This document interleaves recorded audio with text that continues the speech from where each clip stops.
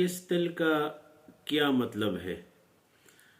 تو دیکھو، جسم میں جہاں پر کوئی داغ ہو، مختلف جگہوں پر مختلف داغ ہوتے ہیں، کوئی یہاں پہ، کوئی ماتھے پہ، کوئی چہرے پہ، تو اس کا کامیابی اور ناکامی کے ساتھ، خوش نصیبی اور بدبختی کے ساتھ اس کا کچھ بھی تعلق نہیں۔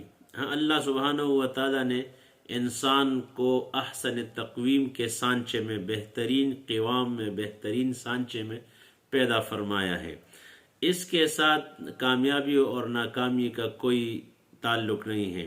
ہاں، اللہ کو وہ آدمی سب سے زیادہ پسند ہے جس کے اندر تقویٰ ہو، جس کے اندر حیا ہو، جس کے اندر پرہیزگاری ہو۔ ان تلوں کا کامیابی اور ناکامی کے ساتھ اور خوش قسمتی اور بدقسمتی کا ان تلوں کے ساتھ کوئی تعلق نہیں۔ لہٰذا اللہ پاک نے ہر انسان کو بہترین بنایا ہے۔ اللہ قرآن میں 4 قسمیں بتاتے ہیں، اور پھر اس کے بعد اللہ فرماتے ہیں کہ ہم نے یقیناً لقد خلقنا الانسان فی احسن تقویم، ہم نے انسان کو بہترین بنایا ہے۔ تو لہٰذا ان تلوں کا ان کامیابی اور ناکامی، خوشی اور غمی کے ساتھ کچھ تعلق نہیں ہے۔